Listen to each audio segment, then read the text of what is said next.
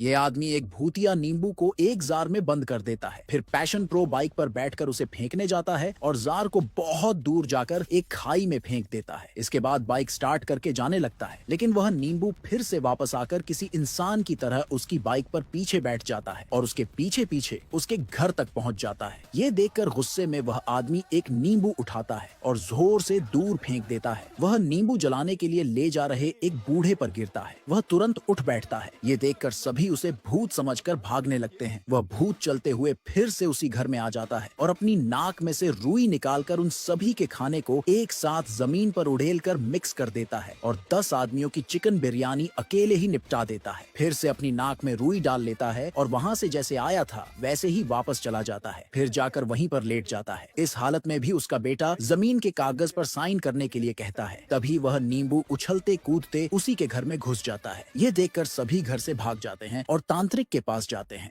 जब भूतिया नींबू लेकर सभी लड़के तांत्रिक के पास जाते हैं तो तांत्रिक कुछ अनाज देकर कहते हैं कि नींबू के चारों ओर रख देना, वह कहीं नहीं जाएगा। वे सभी ऐसा ही करते हैं। जब उसे चिकन दिखाते हैं तो नींबू आने की कोशिश करता है, लेकिन वह अनाज से बाहर नहीं आ पाता, जिससे सब खुश हो जाते हैं। एक दिन घर में उसका दूसरा दोस्त आ जाता है जो इस बात से अनजान होता है। वह उस नींबू को वहां से उठा लेता है और चाकू से काटकर उसका शरबत बनाकर पी जाता है। जब पांचों दोस्त आते हैं तो वह सांड की तरह सोया होता है। फिर उन सभी की नजर नींबू पर जाती है और कटा हुआ देखकर बहुत खुश होते हैं, क्योंकि उन सभी को लगता है कि भूत अब भाग गया होगा। लेकिन उन्हें यह नहीं पता होता कि उसकी आत्मा शरबत पीने वाले लड़के के अंदर घुस गई है। जैसे ही वह चिकन की खुशबू सूंघता है वह अधपका चिकन ही उतार लेता है और पूरा चावल और चिकन एक साथ जमीन पर उड़ेल देता है। वह राक्षसों की भांति खाने लगता है जैसे उसे अमृत मिल गया हो। यह देखकर पांचों दोस्त वहां से डरकर भाग जाते हैं। अब पांचों दोस्त प्लान बनाते हैं कि कुछ दिनों तक खाना होटल में ही खाएंगे। वे सभी खाना खाकर सो जाते हैं, पर बेचारा भूखड़ भूत भूखा ही रह जाता है। अगले दिन पांचों दोस्त देखते हैं कि मोहल्ले में पुलिस आई हुई है, क्योंकि सभी घरों में सब कुछ छोड़कर सिर्फ खाना ही चोरी हो गई होती है। यह सुनकर पांचों दोस्त समझ जाते हैं कि यह किसका कारनामा है।